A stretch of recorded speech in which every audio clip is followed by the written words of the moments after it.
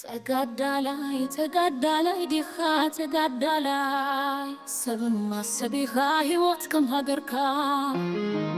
እትደክም ብርኪ እትቀም የብድሒስካ ትነግስ ጉረሮ ትታኽሲን ምሳኻ ናይ ስባባር ዘማስን ኣካልካ ኣድ ዘይብልኻ ንኹሉ ብብልሓት ሰዚርካ ግፍዒ ናይ ህዝብኻ ስቓይ ናይ ስድራኻ ምቅጻል ቁሸትካ እዝንዶ ናሕርኻ እዝንዶ ሓረንካ መንሰኤ ጥጥቅኻ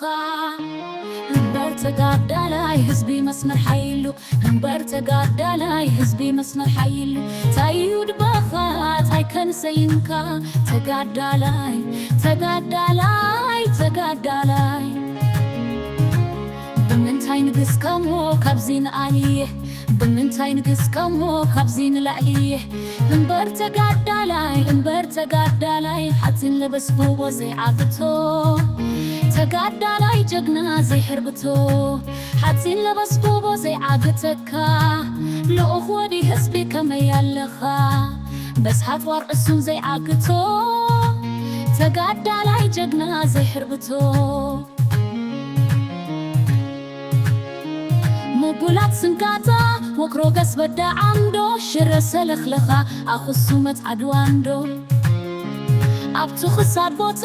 ገሰምካሉ እንዴት ኣብ ኣላጀታባት ደፍካዮም እባ ኣብቱ ግራ ካሕሱ እሱብ ተረስሪሱ ኣብቱ ክሳድ ድጉንዶ ኣይዓጐድካሉንዶ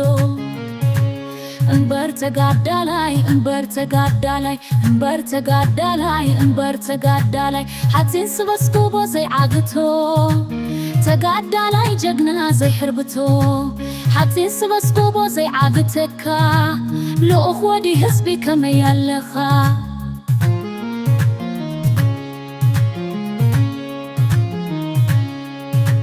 ንውፅዕን ህዝብኻ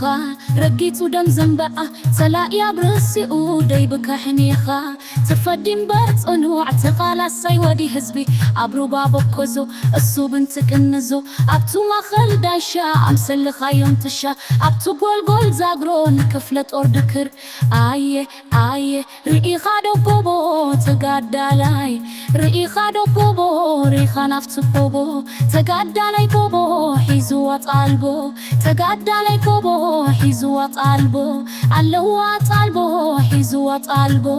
ኣሰይዋ ጣልቦ ሰይሰይ ይሃጅም ኣሎ ናብታ ነፋሪት ይሃጅም ኣሎ ሰይሰይ ይሃጅም ኣሎ ናብታ ነፋሪት ይሃጅም ኣሎ ሰይሰይ ሰይሰይ ኣሃ ሰይ ህዝብና ወርቂ